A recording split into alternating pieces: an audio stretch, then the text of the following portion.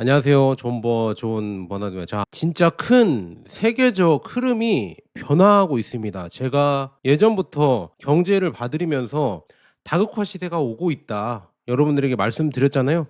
그게 점점 더 이제는 구체화되는 것 같습니다.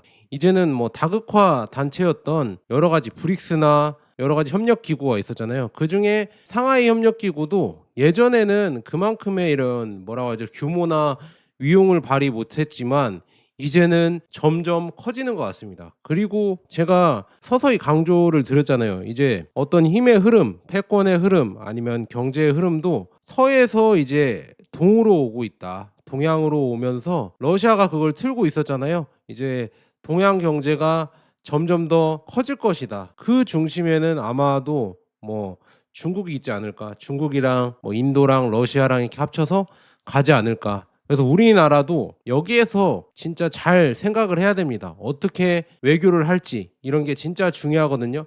근데 국내 언론들은 이런 걸 과연 제대로 다룰지 저는 의문입니다. 제가 뭐 이런 얘기 해도 너 친중이냐 뭐 이렇게 할까 봐 참 걱정인데, 근데 세상이 돌아가는 거는 제대로 봐야겠죠. 그래서 저는 이거 상하이 협력 기구, 그다음에 중국의 전승절까지 이게 과연 어떤 이런 흐름으로 가는지, 그리고 여기에 인도가 이제는 들어왔다고 하거든요.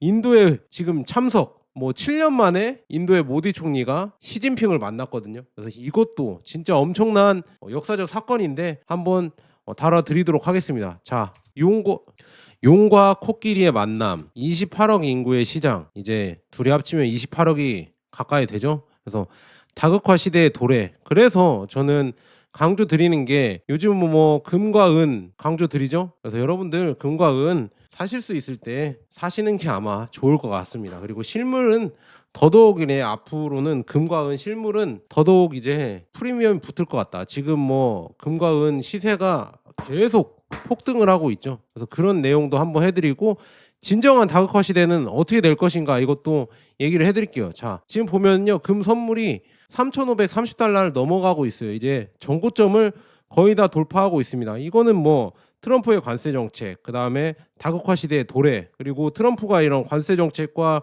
여러 가지 지금 연준을 장악하고 이런 달러의 이런 뭐라고 하죠? 일정한 가치를 유지를 못하게 만들고 있잖아요. 그래서 이런 여러 가지 지금 달러의 이런 신뢰도를 떨어뜨리는 지금 트럼프의 이런 정책 때문에 금과 은의 가치는 계속 올라가고 있고, 지금 30년 만에 외국 중앙은행들이 미국의 국채보다 많은 금을 보유한다고 합니다. 그래서 지금 이런 식으로 가고 있습니다. 그래서 지금 금 선물도 이렇게 늘어나고 있고, 은도 이제는 40달러를 돌파했어요. 역사적으로 은 선물이 40달러를 돌파한 거는 진짜 어마어마한 겁니다. 뭔가 균열이 생기는 거고, 원래 은을 계속 눌러왔거든요. 그 월가 세력들이. 왜냐, 돈을 많이 풀기 위해서. 그러면 돈을 많이 푸는데 문제가 없어 보이기 위해서 이 통화량을 엄청나게 늘리는데, 이 문제를 줄이기 위해서 은을 통제해 왔어요. 은은 통제하기가 쉬우니까. 그런데 이제는 통제가 안 통한다는 얘기죠. 이제는 다른 기관들이나 다른 이런 돈 많은 세력들이 월가만 있는 게 아니잖아요. 그래서 다른 사람들은 은을 엄청나게 모아가는 겁니다. 은을 엄청나게 모아가고, 실물도 지금은 이제는 동날 것이다. 이 은 실버바 있잖아요. 이것도 아마 동날 것이다, 이런 얘기가 나오고 있거든요. 그래서 제가 여러분들 말씀드리잖아요. 그래서 실버바나 아니면 골드바를 여러분들 한 번씩 모아 보셔라. 그래서 제가 쿠팡 링크도 여기 올려드리잖아요. 그래서 제 거 쿠팡 링크로 구입하면은 뭐 저한테도 조금 도움이 되지만, 여러분들에게 진짜 공부 용도로 투자를 하실 거면 뭐 비트코인도 있겠지만 금과 은도 실물을 한번 사보시고, 그 다음에 이제 뭐 ETF를 투자하시든지 아니면 여러 가지 공부를 해보시는 용도로 사보시는 것도 좋다. 그래서 뭐 10% 부가세가 있다고 하는데, 중요한 거는 10% 부가세가 나만 붙는 게 아니라 전체적으로 붙으니까 그게 바로 프리미엄이에요. 어떻게 보면 현물에 대한, 실물에 대한 프리미엄이기 때문에 저는 뭐 그렇게 크게 개의치 않습니다. 그래서 실물, 진짜 실버바랑 골드바가 중요한데, 실버바를 요즘 제 뭐 링크로도 많이 사주시는 것 같아요. 실버바가 엄청 많습니다. 금 하나 살 때 실버바를 막 10개씩 사시는 것 같습니다. 왜냐, 이게 더 싸고 그다음에 이렇게 장식용으로도 좋잖아요. 들고 있기. 이거 묵직하거든요. 1kg가. 저도 1kg 이거 있는데요. 묵직한데 이게 금보다 거의 뭐 40 몇 배죠. 40배까지 싸나? 이 정도? 하여간 싸기 때문에 장식용으로 사시거나 아니면 투자용으로 사신다 이렇게 말씀드려요. 그래서 중요한 거는 이런 지금 다극화 시대가 열리면서 금과 은도 지금 요동치고 있다. 이거를 여러분들에게 말씀드리고요. 이게 진짜 중요합니다. 경제적으로 진짜 중요하고 미국의 달러의 이런 발행 정책, 그다음에 미국의 지금 관세 정책, 트럼프가 지금 추진하는 이런 여러 가지 지금 상황들, 그다음에 다극화로 뭉치는 이런 브릭스 국가들, 지금 보면 뭐 러시아, 중국, 일본이 아니 죄송합니다. 인도 이렇게 뭉치는 거 봤을 때 진짜 뭔가 크게 큰 변화가 일어나고 있는데 우리는 매번 뭐 미국 주식 물론 좋습니다. 근데 미국 주식만 계속 보고 있는 거 아닌가. 그래서 저는 여러분들에게 매번 강조드리잖아요. 다른 사람들은 얘기를 안 하는데 포트폴리오 다변화를 해야 된다. 레이 달리오가 요즘은 다시 또 뜰 것 같아요. 이제 레이 달리오는 다 죽었다 이렇게 얘기를 했었지만 이제 레이 달리오의 이제 또 이제 얘기가 나오면서 그거를 이제 추종하는 사람들이 많이 생길 거라 저는 보고 있습니다. 그래서 지금 보면 이 상하이 협력 기구에서 인도를 왜 지금 원래 인도가 서방이랑 그러니까 미국과 이런 영국 그다음에 이 서방 국가들이랑도 잘 지내고 그다음에 중국이랑 이쪽 브릭스 국가들 양다리를 걸치면서 뭐라고 해야죠? 실리 추구라고 해야 되나? 좀 좋게 말하면 실리 추구고 좀 안 좋게 말하면 박쥐처럼 행동을 했는데 이제 트럼프가 이 관세로 완전 이제 인도의 마음을 브릭스 쪽으로 돌리게 만들었습니다. 이제 중국 쪽으로 돌리게 만들었거든요. 이게 어떻게 보면 다음에는 심각한 실수가 될 수도 있다. 도널드 트럼프 대통령은 갈등 이후에 이 파키스탄을 포용하고 인도에 관세를 부과함으로써 25년간의 외교를 망치고 있다. 그래서 인도의 모디 총리가 이제는 트럼프의 관세, 제재 이런 것 때문에 러시아와 중국 쪽으로 이제는 더더욱 붙고 있습니다. 근데 러시아와 중국도 이게 인도의 본심인지는 아직까지는 또 의심을 하고 있습니다. 그래서 이런 지금 상황이고요. 왜 그러냐면 중국과의 사이에서도 좋지가 않아요. 왜냐 이 국경을 맞닿아 있고요. 그다음에 여기 카슈미르 지역이 지금 뭐 인도랑 파키스탄이 분쟁 지역이기도 하고 뭐 전쟁까지도 지금 몇 달 전에 났었잖아요. 근데 파키스탄이 뭐 이겼다. 지금 중국의 전투기 갖고 혼내줬다 이렇게 얘기까지 나왔잖아요. 그리고 중국도 지금 보면은요 인도랑 이 국경 분쟁 지역이 있어요. 여기 카슈미르 지역에서 국경 분쟁 지역이 있고 중국은 또 인도를 견제하기 위해서 파키스탄을 많이 도와주거든요. 군사적으로 경제적으로도 그렇게 도와주면서 인도랑 원래 사이가 안 좋아요. 영토 문제도 있고 제조업 라이벌이기도 하고 파키스탄 이 문제 때문에 중국이랑 인도는 솔직히 친해지기가 쉽지 않은 이런 불편한 이웃 국가였습니다. 그런데 이제는 서로 뭉친다는 얘기죠. 그래서 시진핑과 모디 총리가 만났습니다. 그래서 중국과 인도는 두 고대 문명이자 남반구의 두 거인이다. 그래서 용과 코끼리라고 얘기하면서 파트너이자 친구로서 함께 걸어야 합니다. 그래서 28억 명의 이제 같은 편에 서 있으면서 가고 있다. 이거를 막을 수 없는 힘이다. 이렇게 얘기를 했거든요. 점점 이제 용과 코끼리 인도와 중국이 만나고 28억 인구의 시장이 열리고 있고 그다음에 다극화가 이제는 도래하고 있습니다. 그래서 과연 인도의 모디 총리가 이제 중국과 협력을 하면서 많은 이제 경제적인 협력도 아마 강화를 할 겁니다. 그런데 중국이 인도를 많이 믿지는 못할 것 같은데 과연 어떤 이런 협력이 추진되고 인도가 어떤 모습을 보일지 이게 기대가 됩니다. 근데 둘이 뭉친다고 하면은 진짜 엄청난 저는 시너지가 열릴 거라고 봅니다. 왜냐 인구만 해도 28억인데 거의 뭐 절반이죠. 거의 절반이잖아요.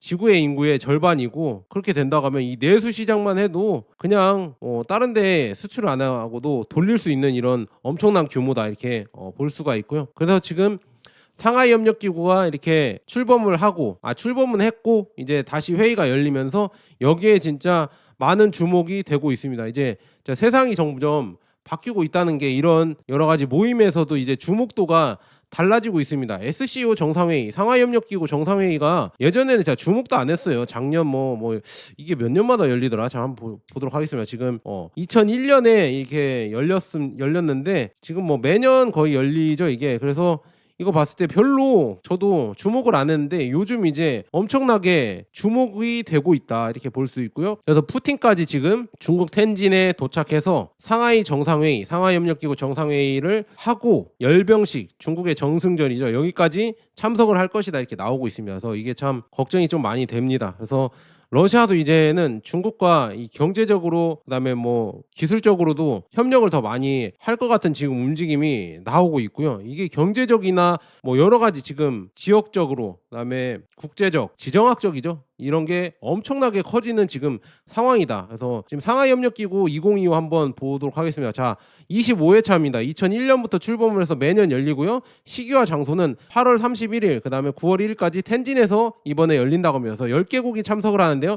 중국, 러시아, 인도, 카자흐스탄, 키르기스탄, 타지키스탄, 우즈베키스탄, 파키스탄, 이란, 벨라루스 이렇게 하는데요. 이 스탄 국가들 있잖아요. 이 스탄 국가들이 러시아에 거의 뭐라고 해야지 영향력을 많이 받는 국가들인데, 원래는 예전 같으면은 러시아도 중국을 견제하기 위해서 이런 거를 승인을 많이 안 해줬습니다. 그런데 이제는 러우전 이후에 양상이 많이 변하고 있죠. 중국과 이제는 더 많이 협력을 하면서 이제 중국의 날개를 달아준 거죠. 원래 1대1로랑 이런 게 추진하려고 하면은요, 역시나 지정학적으로 이 스탄 국가들을 지나가야 하거든요. 파키스탄, 이란 이런 데를 지나가야 되는데, 이 국가들이 러시아랑 친하기 때문에 러시아의 입김을 많이 받았는데, 이제는 중국과 러시아가 완전 이제 경제나 군사적으로 이제는 친해져 버리니까 결국 이 국가들도 길을 열어주는 거죠. 이제 중국판 이제 1대1로 실크로드가 이제 열리고 있습니다. 이제 경제적으로 더 협력을 하면서 더 여기에 파이가 커지는 거죠. 그래서 한국이 지금 과연 여기서 이제 어떤 이런 행동을 해야 될까, 이거를 잘 생각해 봐야 됩니다. 이 지금 커지는 시장 속에서 과연 이제 우리나라도 이 가까이 있거든요. 있는 거는 가까이 있는데 과연 여기를 무시할 수 있을까, 저는 조금 의문이다 이렇게 말씀드립니다. 그래서 주요 참석자는 뭐 시진핑, 푸틴, 모디죠. 이 3인방이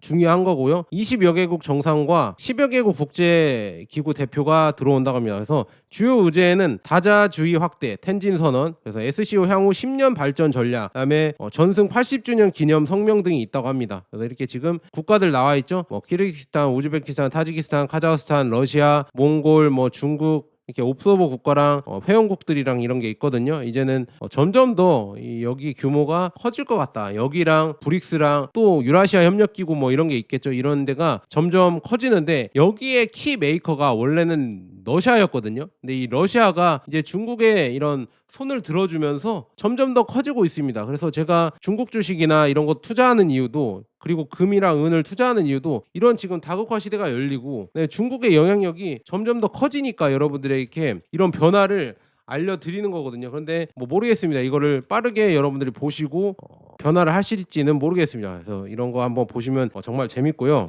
그래서 뭐 상하이 협력기구 쭉 보면 여기에 뭐 그다음에 뭐 북중러가 또 연대를 하겠다 뭐 이렇게 나오고 있습니다. 그래서 쭉 열리는 거 아까 쭉 대략적으로 말씀드렸죠. 그래서 정해온 10개국, 그다음에 참관국 20개국이죠. 2개국이고, 그다음에 파트너, 대화 파트너가 14개국, 그래서 포함한 26개국이 참여를 한다고 합니다. 그래서 이제 텐진 선언으로 미국에 대한 일방주의, 이 보호주의를 견제하고 향후 10년 발전 전략을 제시할 예정이다. 그래서 이제 경제적으로 얘네들이 더 협력을 한다는 얘기고요. 시진핑과 모디의 정상회담 이 11개월 만에 열렸다. 그래서 모디의 방중은 7년 만에 열렸거든요. 그래서 시진핑 중국 국가주석은 인도는 중국의 중요한 친구이며 전략적 장기적 관점에서 양국 관계를 관리해야 한다 이렇게 얘기를 했고, 국경 지역의 이 평화와 안정을 유지, 이게 필요성을 강조했고요. 룽샹 궁우 뭐 이렇게 해서 용과 코끼리가 춤을 춘다 뭐 이렇게 얘기를 했습니다. 그래서 양국 협력 확대, 그러니까 경제적으로 아마 협력을 많이 할 것 같다.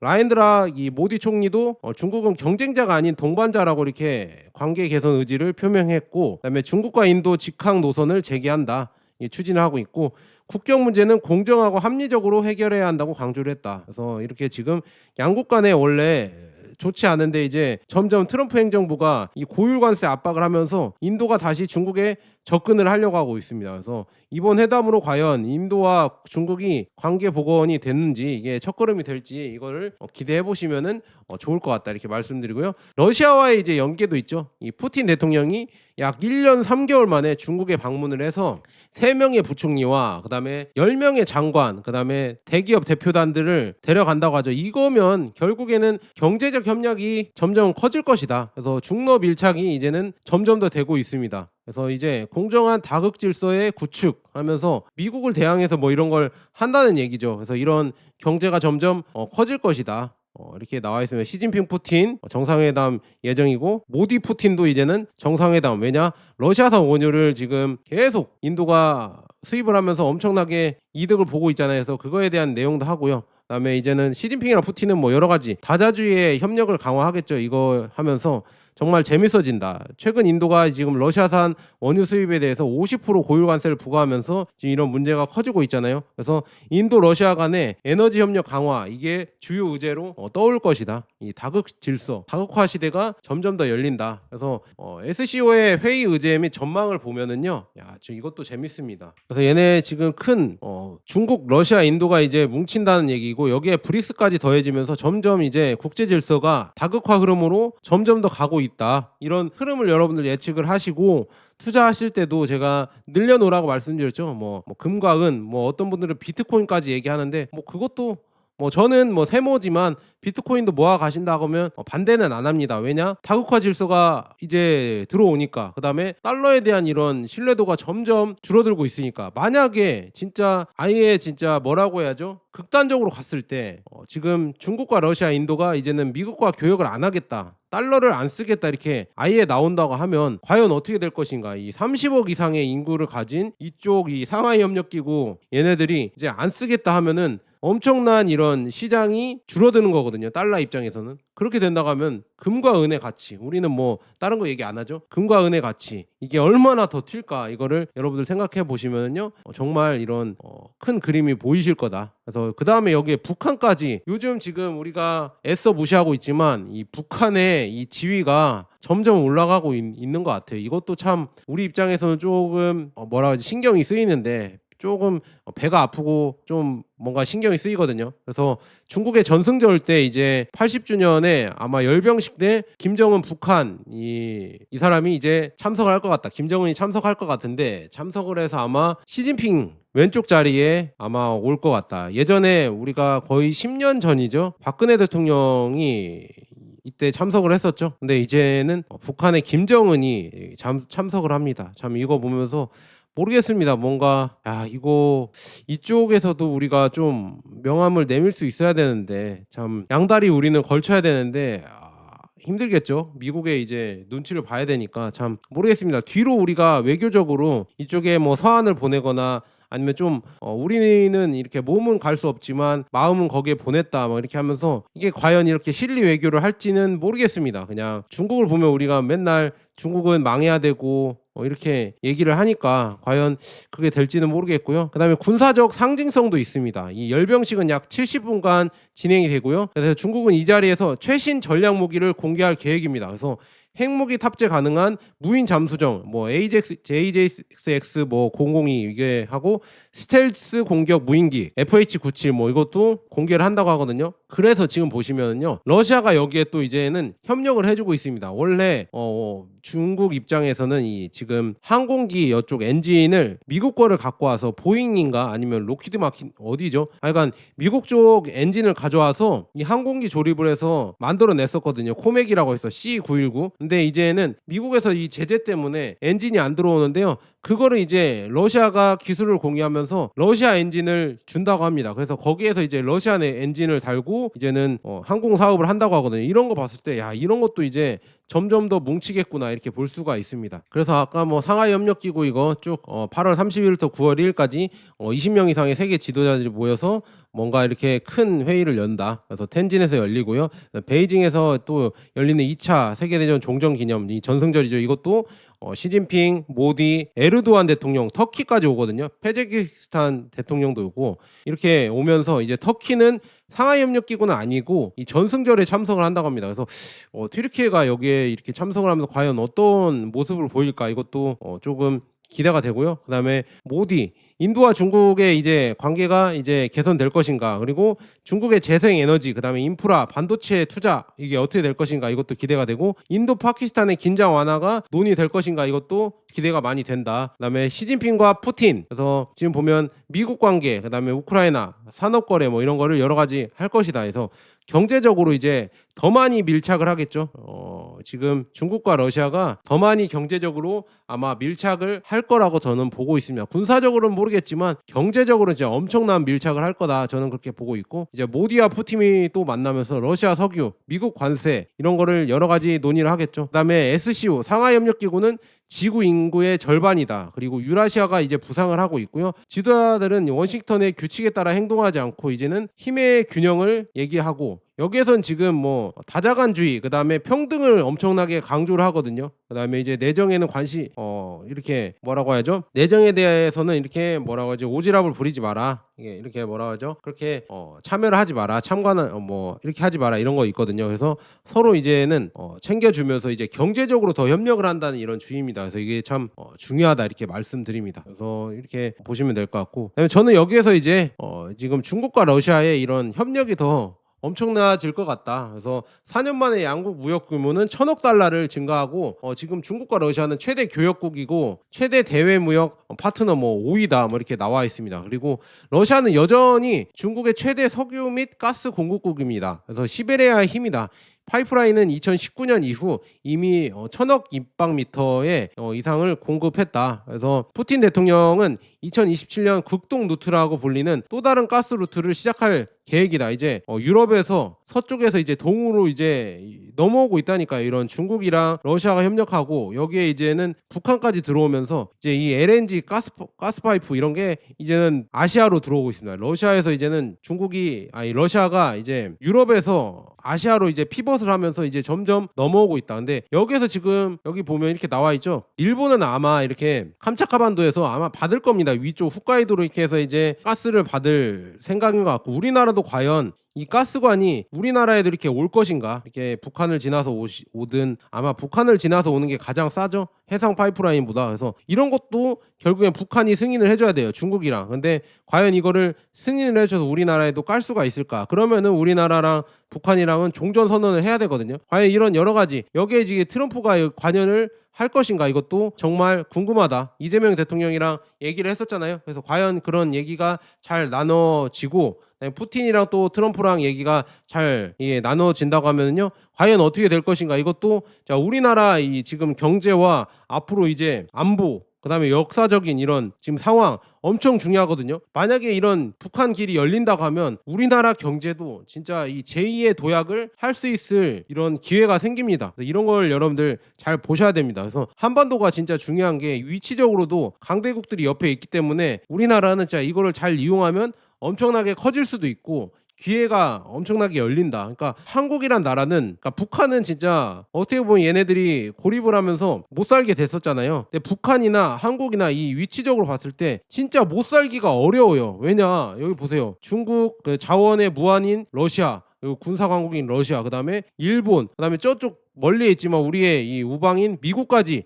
이 사이에 한국과 북한이 있어요. 그러니까 이런 이 부자 국가들이나 힘센 애들 사이에 있는데 과연 한국과 북한이 못 살 수 있을까요? 북한이 못 사는 것도 진짜 이것도 약간 정치적으로 이렇게 돼서 못 사는 거지, 만약에 제대로 북한이 했으면은 한국처럼 잘 살 수 있었다. 그러니까 이게 참 아이러니하다. 그러니까 한국이 한반도란 지형이 힘을 못 펴고 있지만 옆에 나라들이 뭐 엄청나게 견제도 많이 하지만 못 살기도 힘든 이런 지역이다, 이렇게 볼 수가 있습니다. 그래서 이게 참 우리나라의 이런 지정학적인 이런 뭐라고 해야죠? 복이라고 해야 되나? 그렇게 볼 수가 있습니다. 그래서 여러분들도 진짜 복 받으신 거고요. 우리나라가 제가 그냥 이렇게 내수적으로 위가 안 뚫리고 그냥 이대로 가면은 저출산, 그다음에 여러 가지 이런 빈부격차, 그다음에 중국의 라이벌 부상 이런 것 때문에 좋지 않겠지만, 만약에 북한이 뚫린다고 하면은 우리가 뭐 통일을 하자는 거 아니에요. 이게 경제적으로 이제 협력을 한다고 하면은 우리나라의 2차 도약이 일어날 수도 있다. 그러면 진짜 저도 이 경제 이제 다시 또 해석을 해야겠죠. 우리나라는 진짜 복받은 국가다 이렇게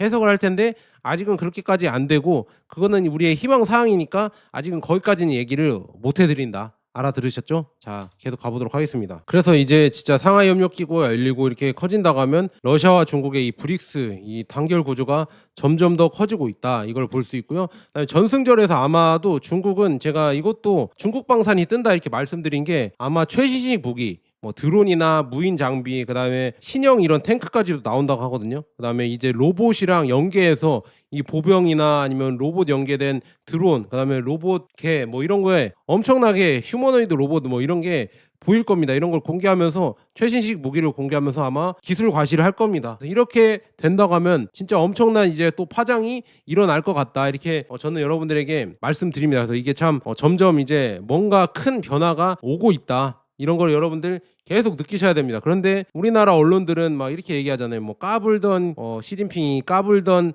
푸틴이 까불던 김정은이 뭐 나락을 갔다 막 이렇게 얘기가 나오고 있는데 그런 방송은 여러분들 관심 없음 안 보시는 거를 추천드립니다. 그런 지금 상황은 아니고요. 지금 심각합니다. 우리가 이거를 제대로 이해 못하면 심각한 게 이렇게 열릴 것 같고요. 그다음에 이건 뭐냐면요. 지금 코맥스의 은 시장이잖아요. 은 시장이 등록 은이 지금 2억 온스가 넘었다고 합니다. 그래서 25년 만에 은의 지금 이 등록이 엄청나게 최고치에 됐다고 하거든요. 하지만 이 수치는 단순히 참고 보고상 회계 숫자입니다. 그래서 적격 그다음에 등록 전환을 해야 가능하기 때문에 즉시 실물로 이 출고 가능한 은의 양과는 다르다. 그래서 이론적으로 지금 22억 온스가 맞지만 실제로 얼마나 바로 출고할 수 있느냐가 이거는 다른 문제다 이렇게 나와 있거든요. 그래서 이렇게 엄청나게 은에 대한 이런 지금 출고 이런 것도 엄청나게 25년 만에 이렇게 몰렸다. 그러니까 은이 아마 이것도 다음에 제가 자세하게 할게요. 대폭등할 이런 조짐이 점점 더 보이고 있다. 그리고 40달러가 넘었잖아요. 지금 선물 이것도 40달러가 넘으면서 제가 이 실물을 계속 강조를 드린 겁니다. 그래서 제 쿠팡 링크 들어가셔서 한번 검색이나 해보세요. 저는 제가 쿠팡에서 샀을 때 200만 원 초반대 샀거든요. 근데 지금 이제 220만 원 가까이 가려고 하고 있어요. 219만 원인가 지금 오늘까지 봤을 때. 근데 내일 더 오를 수가 있겠죠. 장이 열리면. 그래서 장 열리기 전에 혹시 관심 있으신 분들은 검색을 해보시던지 아니면 뭐 금은방에 가시던지 한번 여러분들 한번 보셔라. 공부 용도로 한번 보시고요. 한번 지금 이렇게 몰리고 있다. 그래서 코맥스의 금은 등록 구조를 한번 보면요. 적격 금고가 있다고 하면서 승인된 참가자가 보관할 수 있는 금은 그래서 하지만 거래용으로는 등록되지 않은 상태 이렇게 되어 있고요. 네, 등록 금고는 뭐냐? 적격 금속에 대해 워런트 이제 인도 권리 증서가 발급되는 상태로 즉 실제 선물 계약의 실물 인도에 사용할 수 있습니다. 그리고 인도 델리버리죠. 그래서 즉 실물 출고를 의미하는 게 아니라 등록 금속에 대한 권리를 다른 참가자에게 넘기는 방식으로 이루어진다. 즉 금고에 계속 있지만 권리만 이전될 수 있음. 그 다음에 배달, 델리버리, 임포턴스 이게 뭐냐? 코맥스 시스템상 중요한 이유는 이 워런트를 가진 참가자가 금속을 시스템 밖으로 반출하지 않고 계속 시스템 내에서만 순환시킬 수 있기 때문이다. 이렇게 지금 뭔가 이제 금은 ETF를 발행을 하고 선물을 판매를 하고 있지만 진짜 실물이 진짜 등록을 되고 바로 나올 수 있냐는 이게 다른 문제다. 그래서 왜냐? 은의 공급이 이제 재활용 흐름이 다르기 때문에 지금 보면 2015년 1월에서 7월 사이에 이 지금 1억 온스 이상의 소매 은괴 판매분이 다시 녹여져 이 1000온스짜리 막대바로 재가공되는데요. 이것이 현재 2억 온스 등록 물량에 포함이 되어 있다. 그 다음에 코맥스 전체 은 보유량은 이 정도라고 합니다. 518 그래서 5억 온스 이렇게 사상 최고를 기록하고 있고요. 하지만 이 중에서 실제 유통이 가능한 물량은 제한적이다. 그래서 은 가격이 만약에 지금 40달러인데요. 50달러 이상 가면 소매 은계에는 엄청난 이런 다시 시장이 이렇게 프리미엄이 찍힐 수가 있고요. 등록량도 이렇게 지금 수준까지 이렇게 늘어날 수가 있다. 205 에모지 이 모즈까지